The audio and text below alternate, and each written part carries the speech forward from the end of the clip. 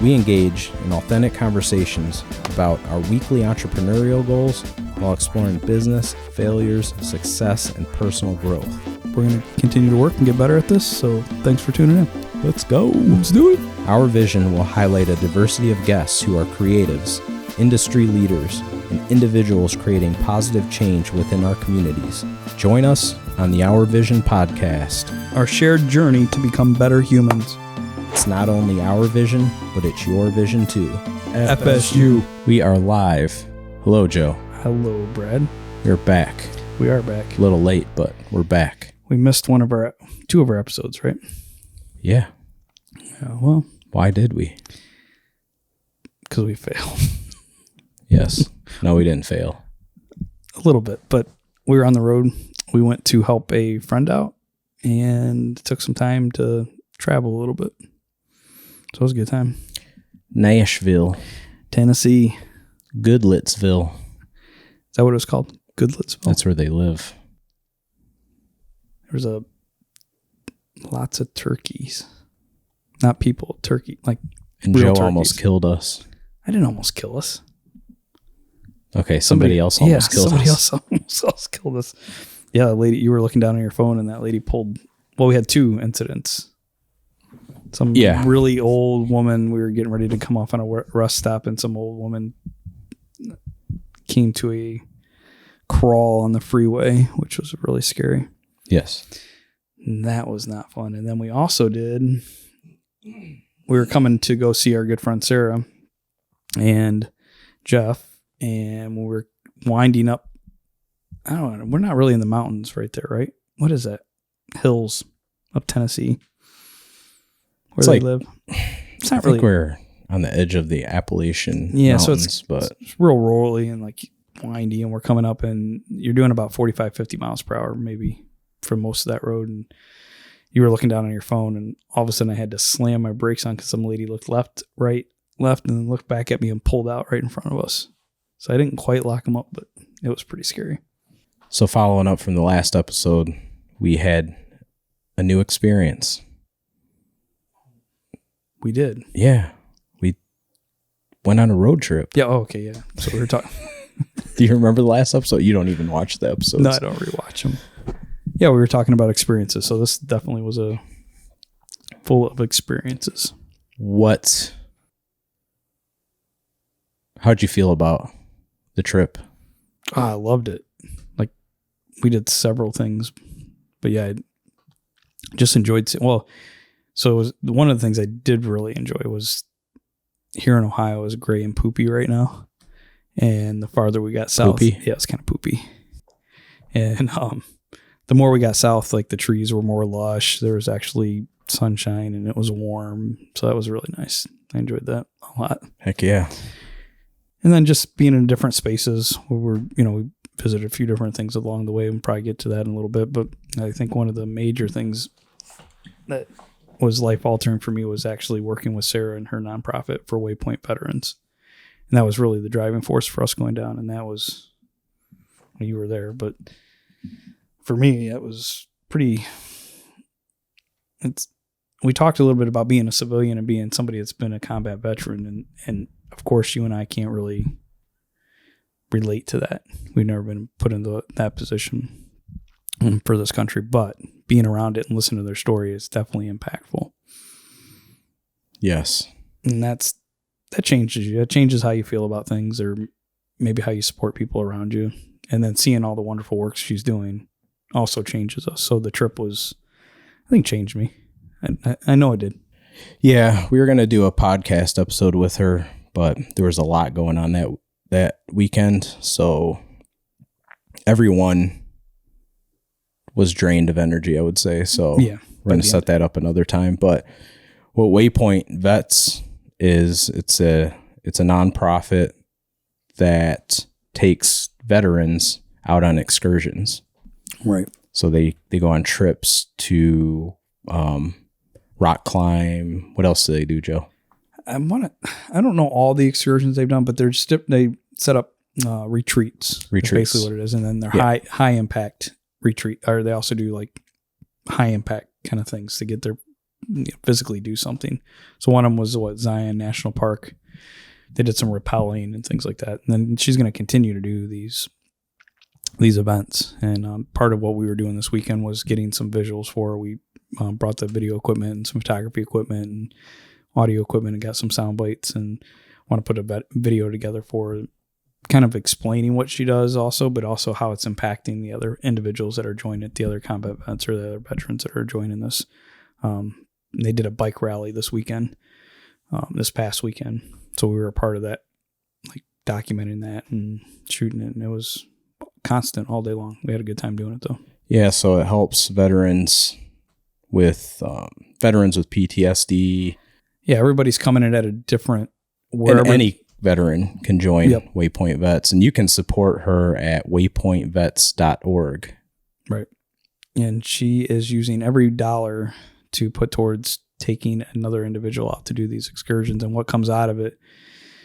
That's the thing too, is like when I think there were 7, 8, 9, 10 people that spoke at the fundraiser. Yeah, there was quite a few. Somewhere along there.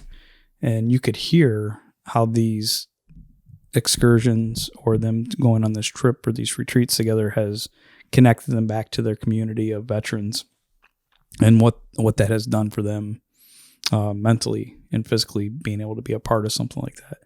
So you could definitely see how this is just helps men and women, veterans. So yeah, I could feel it when I was listening to those people talking. I don't know if you felt that too when you're standing there. It was pretty emotional. Impactful, powerful, emotional. Yeah. Yeah, them sharing their stories of what they went through.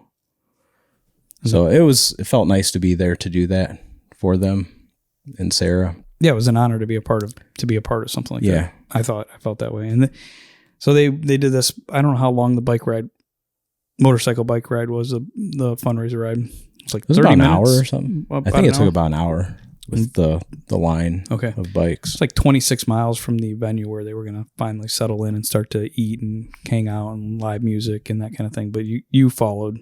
I got cut off by a car, so I had to go a different route. But you were in a Jeep doing some footage and so I got some shots of all the bikes in line going down the highways and roads that we went down, country roads, highways. So how many bikes were there? There was a lot. I counted it. There was like 100. There was over 100. Over 100. So, and it's growing. She's doing this yearly now. And then we ended up going to was it Yazoo? Was a brewery? So yes. So we were near Nashville. Yazoo Brewing Company. What's the name of the town that she lives in? Goodlettsville. So we were Goodlettsville is really near Nashville. It's north of Nashville, about 20 minutes. Right. Yeah. And this Yazoo brewery had been based downtown or somewhere near downtown Nashville. And it's going crazy down there. The building's just nuts. In Nashville, you're talking about? The skyline has changed, since Sarah's lived down there in the last 10 years. She's talked about that. And even since you've been there, you've seen some changes, some growth. Yeah. I went on the strip, the Broadway strip in Nashville. Like, when did they move?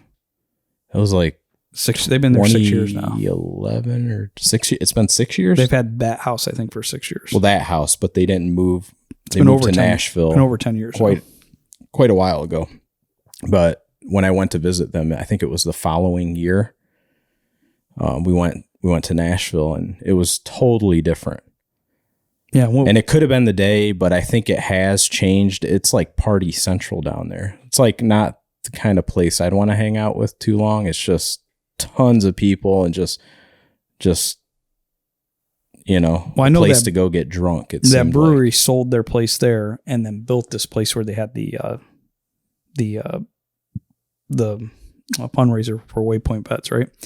And like you're saying, that downtown has just gotten all crazy. We walked down there, we went down there, and we were only there for a day, in all fairness, but I think I would have to stay there for a month or two before I'd find any of the real places I probably want to hang out. And that's not a knock to Nashville. No. The city is beautiful. It's clean. It was just the strip that was different from when I went there. I'm not into all that either. I'm into live music. That would be one thing that would be interested in. There was other shops there, but it was a lot of bars and a lot of drinking. Yeah. 6 o'clock in the afternoon and people, wobbling and barely standing up. So yeah, I'm not into that, but I'm glad we got to experience that. Because they are fixing up. There's old buildings being fixed up and new windows and facades are being put on and everything like that. And I think there's some value to that too. Is there's music everywhere. Taco Bell had music. Yeah. Had the windows open and some guy sitting up there, a one-man band playing. So yeah, that was really fun. And but I wanted to say a couple more things about that Yazoo brewery. That was a really nice place. So they ended up putting this new, I could be off on the numbers a little bit. It's either 35,000 or 45,000 square foot brewery / venues, outdoor patio seating at the end of this cul-de-sac at an industrial park that wraps down by the river. And man, what a nice setting. Did not feel like you were in an industrial park. No. When you got out back. And it sat off from a lot of the other buildings. Right. So, yeah, and they had a nice spread. They had a nice patio area. Could walk to the back, and I think there was a river down below in down in the ravine. Yeah, right off that back, there was a river there, big enough for boats to go into. It's a Cummings. I think it's Cummings River. I don't remember. I think Cumberland or Cummings. It's probably Cumberland. I think is the river that runs behind it and runs through there. But yeah, what a nice place, man.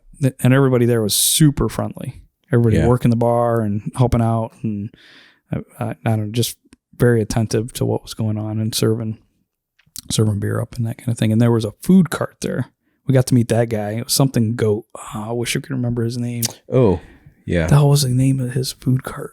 Shit. Yeah, something goat. Something. I feel bad, man. He started in 2014, this gentleman, and he was interesting to talk to. And he'd been doing it since 2014, and his food was delicious, awesome. Man. Oh, his sandwiches were so good. So they had named a sub after the Waypoint. I don't know if you noticed that. It was Waypoint is what the name of the sub was. Waypoint, whatever it was called. Mm-hmm. Yeah. Themed after her nonprofit. Yeah. So very, very happy for Sarah for being able to move forward and do this with Waypoint Veterans. Like, I see progress happening, and I see like how much pride she takes in planning this, and the amount of work that goes into putting this on. You could just see it when we came in that night, the night before it was starting. She was constantly doing something all the way up until we, like 12 o'clock at night, 11:30, 12 o'clock at night, woke up early in the morning, was still doing things all the way up until the end. So definitely takes a lot of energy to plan these events out. But then even when she plans everything for the veterans, that takes a lot of work too. And I'd really admire the work that she's putting in for these people and herself. Yeah. So, and that brisket Jeff made. Oh my God. So yeah, we stayed with Jeff and Sarah, and they made, I think he said that was a 16-pound brisket. Yeah. He smoked on it. It was amazing. So he age it a little bit? I'm not sure. I think he did some kind of aging process. Then he smoked it for how long? Was it 12 hours? Yeah, he did a quick. And then is that how long it was? Yeah, it wasn't like a slow, like you can do it longer, I think, or something like that. Yeah. But he did not quite as. Or however long he did it. I don't know. But he was up late waiting for that smoke, then put it in the oven overnight at a warm temperature to keep it nice and warm, and then brought it back out the next day and continued smoking it and finished it up. That thing was amazing. Delicious. I haven't had a lot of brisket, but that was. It was delicious. It was awesome. It made me want to learn how to cook. Yeah. That's how good it was. And I hate to cook. Yeah. So they were, and I was really grateful and thankful for that too. Like all the food and just hanging out and laughing. And so it was nice. So yeah, I mean, that experience, I think you said, what did I feel about it? I feel like I'm honored. I feel like I got a different perspective about what men and women go through for our country. And we'll hopefully continue to get an opportunity to be a part of that somehow with the years to move forward and be a part of that. And I think it will definitely change who I am as a person. Yeah. It's another part of our story, getting involved in that kind of thing. Yep. And it kind of fits with our business model too. We want to be able to help people, things we believe in. So yes. It's right in line with what we're planning on doing in the future with other people too. So yeah, so everyone again can go support her nonprofit at waypointvets.org. Is it .org? Yes. Yeah, okay. All nonprofits are .org. I didn't know. Yeah. So I don't know. I guess I didn't pay attention to that. Yeah. But yeah. it is definitely a worthy a cause, and I believe that. And everyone was great, and it was interesting to meet everyone before they shared their stories, because I did not pick up on any. There was no signs of anything that they were going you couldn't through. have guessed. You couldn't have guessed there was no indicators prior to talking to some. Everyone was super nice and friendly, outgoing, and yeah. There's been the men and women have been through some things, and it's just nice to have that camaraderie back again for their community and to be able to do these things and go on these excursions. So I don't know what else I could say about this tonight, but it just was it really was impactful to be a part of that. Yeah. So we'll have her on sometime when she gets some free time. So we'll look forward to having her on too, to talk about what she does and why she does it. So just an amazing person. Yep. So this all came out of a bike ride across the country. Yeah. Yep. She went from East Coast to West Coast, if I'm not mistaken, and had to break that up in two things. And that's her story. That's a whole other story. And I would like to we'll let her tell it too when we're on. So, when she's on, I think that's what kicked all this off. Really. I mean, when she started doing that, meeting all these wonderful people across the country, and then just this came out of that. And here we are. I don't know how many years this is now for. But this is her second excursion benefit event. Yeah. So but I don't know she was how many working years on she's before been doing the retreats. So from there, so we wake up. We didn't get much sleep that night. So the night before, we stayed up laughing with Jeff. Went to the shot at in the evening, and we came back, and he made all that wonderful food. We kind of ate, and then we woke up. I think this was Sunday morning, and we had a really nice, relaxing time on their back deck, kind of overlooking some nature. And then Brad and I head to Nashville and walked around, and we went to what was it? Where did we stop at? Where did we stop? Yeah, in Nashville. No, what did we go look at? I can't think of the name of it. What the? Oh, the Parthenon. Yeah, the Nashville park. And that was really cool. And it was nice to see everybody in the park kind of playing around, and a lot of nice families like kind of hanging out. Yeah. And individuals sitting around, people throwing frisbees, and people sitting around on the picnic blankets and kind of eating out. So we did that for a little bit, and then we headed downtown and walked the strip, kind of checking things out. But we had dinner at some place down there. Distillery, I think it was. Yeah, and had a decent meal and kind of hung out. And then we were looking for a place to stay, so we ended up getting, I don't know if we stayed at a hotel. I think we stayed at a hotel that night. And it was decent, everything. And then we moved on from there, and we went to, the next morning we woke up. Mammoth Cave, I think. Yes. That's where we stopped. Which is the world's longest cave system. And that was insane. The sheer scale of some of those like cathedral-esque rooms. You walk in and you can see, like when you look at the ceiling, this is the way I vision it, with water that had cut that all the way through. When you look at the ceiling, you can almost see the gyration of the ceilings where they're kind of like cut out like circles. You can see that in some spots. Man, was that, and that was the 8th biggest room that we were in, the guide said. Mm-hmm. So there's one room there. I think it's like 2 acres when you step into it, he said, or something, whatever. I don't know. He said, we were in the 8th biggest, and when you stood in it, you're like, holy shit. Yeah. And I think there's like around 400 miles of cave system caverns. And they said there could a potential up to 600 that have been discovered. 600 more. Yeah. Which is just, I can't even imagine.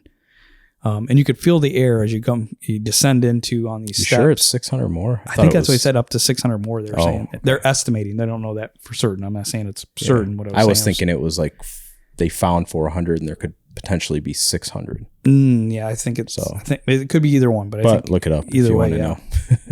But as you're descending down, so you walk down this big hill, and and you're going with the guide and a group of people, and quite a few people going in a group, right? We had over, I don't know, would you say 75 people? 100? 75? Yeah, there's a lot of 75 to 100 like people. That. And so you come to where you descend down and on these steps, right? And there's this water like trickling down and everything, and you come in and you can just feel all this cool air just coming out of the cavern. And as you get in deeper, it kind of levels out. You don't feel that as much, but you still felt a draft throughout the whole cavern. I felt it. And so in the 1800s, like 1825 or 1815 or whatever it was, people were trying to get, I don't know, they something, how they boiled the water down or something for black powder. I don't even understand all that. I got to read more about that, but it was interesting that cavern was used and the water streams were used for making black powder. So I thought that was interesting. Yeah. So we took the historical tour. So it was basically about how it was discovered, and then talked a lot about like the first tour guides and what they did because they had to break some of it out, a lot of the limestone rock out. Right. Yep. And they were talking about how a couple black gentlemen had bought their freedom through making the money. Because you got to think at that time, like he was talking about, like, yeah, we go to see it. But when people were coming for tours for that, it wasn't easy to travel cross country. So a lot of the people that would come see it were royalty or doctors or people that had money. High status. Yeah, because they could leave for like 1 to 3 months and they could just go see things. So these black gentlemen would take these men and women down there, and of course they didn't have lights like we had. They would have to like carry lanterns and walk them through, so that they really had to trust who was taking them. And they made good tips for the day. And they were talking about one guy, like it took him 8 hours. This one gentleman would go down, and I guess they found a fish down there that was like a glass fish or something. They were translucent. Yeah. And so he would spend 8 hours to get to that spot to go fishing for these things. And he wouldn't always catch one. He would catch one every once in a while. And the boat that he built down there, the water would be so high that he would have to lay back in the boat, and the boat would scrape against the top of the cave sometimes. But if he caught one of those fish and could keep it alive and get it all the way back, so it took him 8 hours to go down, catch the fish, 8 hours to get out of the hole, right? And to bring that back up to where the hotel was at or wherever the lodge was at, he could sell that fish for $3, which would be, he said, equivalent to like $125 or $100 in today's money. And so $3, I think. $3, yeah. So that was interesting. It was just kind of cool to go through. It was $20. I would have spent $50 to see that. I would have spent $100. There's a lot more that we didn't see. That was just one piece. Right. Yeah, I would go back again to see. And that was how high up did we go? It was like 300 feet, 400 some feet. We went down 300 some odd feet, and then we climbed back But up. as we climbed up, it was over. Because you could look all the way down to the bottom. Yeah. It was crazy. It was over 5 stories as you're climbing back up, as it descended and ascended. So yeah, it was really cool. Yeah. Definitely would recommend if you're ever coming through to take the time to see that. Yep. Yeah, so we when we got out of there, we were kind of like, yeah, it was good little experience. We met some people while we were having lunch before we went into the cave that were into Bigfoot and they'd been traveling for 10 years. They were veterans. They worked for the Coast Guard. Yep. And the U.S. Coast Guard. Both of them had seen things that they were telling us about in a very short lunch period. And like we were just sitting at the table. We might have only sat there, 15 minutes before we went in? Yeah. That wasn't long. And these people opened up and were talking about different lights they've seen in the skies and unexplainable things that have happened to them on their travels because they've ended up out in areas where there's not a lot of light pollution and things like that. So they were talking about that. I wish we could have talked to them a little longer because it was an interesting conversation. But what was their bloggers? They travel. That's what they do. Always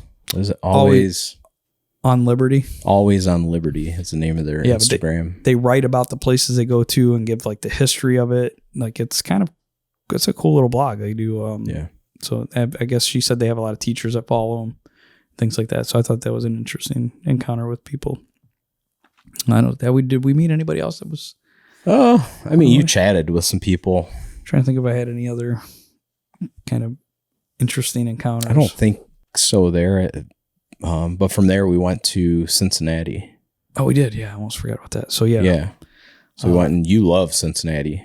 What I loved about Cincinnati is that I can see the potential of being able to invest in Cincinnati, but I can also see they've done a great job on the city itself. The art, the fountains, the little extra shops, and the way they're fixing everything up, and even the new buildings that were added are kind of tied in with the historical look. I noticed that a little bit. So the architecture, like the planning was really thought out.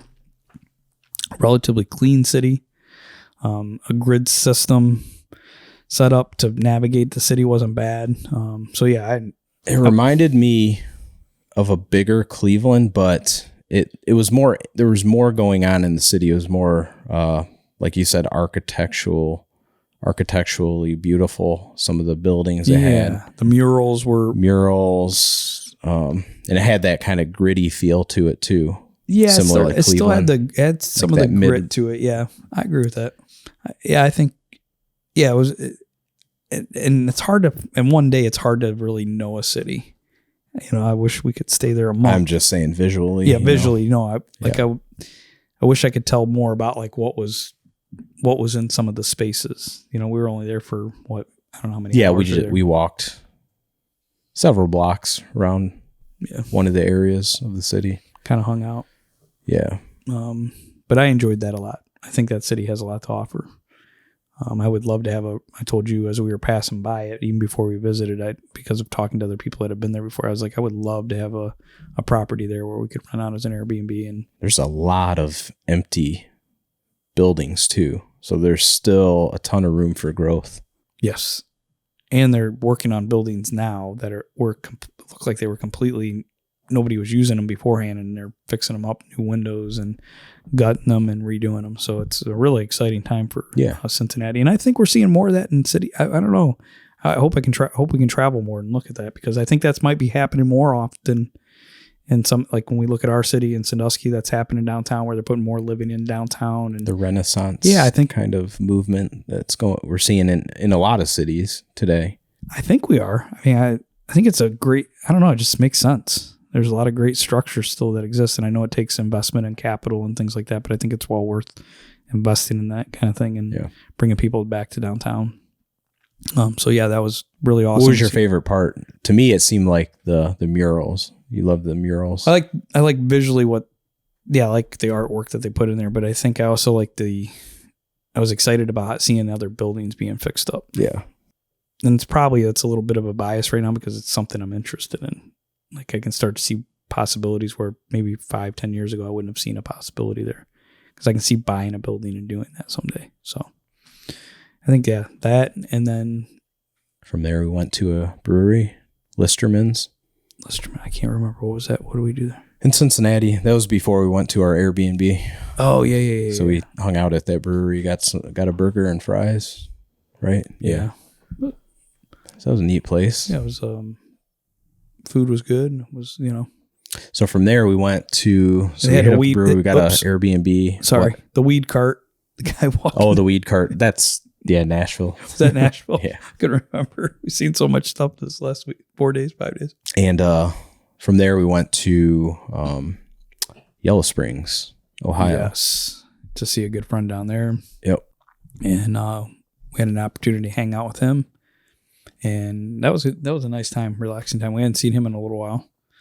So he had just purchased a home in the Yellow Springs. And if anybody listening doesn't know where Yellow Springs is at, it's kind of it's west of Columbus, kind of north of Cincinnati, I'd say. It's like small kind of country town, a lot of kind of an artsy town, I would say. Yeah, and like the 1800s, we read a little bit about it, because I've been there a few times already in my life, but like I guess it was supposed to be a commune of a utopia, and it didn't quite work out, but there's some holdover with that. There's a lot of like activists in town, and a really laid back community. I enjoy it.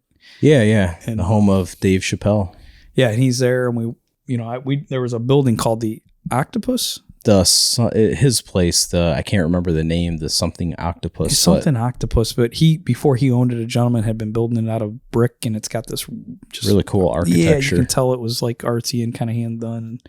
And so the gentleman had died, and I guess Dave had bought it. There's he's got his merch on one side, and it looks like somebody's renting it on the other side out for a smoke shop. And I think it's his. Is it? I think. Yeah, I think it's all his, I believe. So Yeah, it's really it's a nice little town. It's awesome. Yeah. It's a good, and then there's a lot of, like there's a big state park near around the town. So you can go ride bikes and we walked it and it was raining and we had to run back because another storm was coming through. Checked out a bookstore too. That was cool. I could have spent a lot of time in there. They had comics and books. Yeah, old books. And then we hit up a couple breweries, got some food. I wanted to say something about the bookstore a little bit. Yeah. So that's been there a long time. I don't know how many years, but I've been to it a few times. Every time I come into town, I actually go into it. But you see the guy there that's working all the time. Big beard. He's super nice. And like they got a cat that roams around inside the place. And he's got old comic books in there. But specifically one of them I was looking at was like a Three Stooges one that has film and movie, something or another on it. So I was like kind of interested in that. It was $50, but it wasn't the right day to spend money on stuff like that. But yeah, there's, like you were saying, there's like ton of, you could spend a couple hours in there if you wanted to really dig into it and look and see what he had to offer to sell. But yeah, it was really cool. Yeah, the energy was different in that city too. You're damn right good. It is. Yeah. The energy. Oh yeah. It's like walk into the brewery and the one guy's like, you guys are ordering your drinks and I'm off to the right and the guy's sitting there reading a book and kind of real laid back. You're in a brewery and some guy's sitting there reading a book and he looks up, how you doing? I'm, like, I'm doing good, man. I was good, relaxing days. Oh, I'm glad to hear that. And just, that's kind of like the vibe in this town. Like people are just really friendly. And I would say more so during the week. It is it's very busy during the weekend because I've been there on the weekends and I've been there during the week. Yeah. So we went on Tuesday. Yeah. So it was all locals. This wasn't mostly.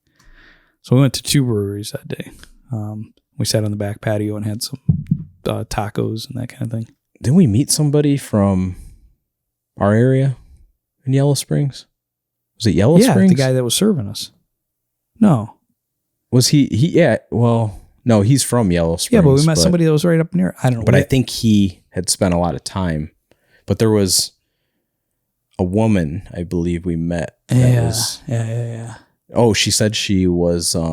She lived on a houseboat, on her grandparents' houseboat or something. Yeah, I can't remember where it was where we met her. Yeah, I can't remember. I don't know if that's when we met her in Yellow Springs or one of our other stops. Yeah. I think, I don't know. But yeah, and that's the other thing, it's like just fun meeting people. I don't know. I loved it.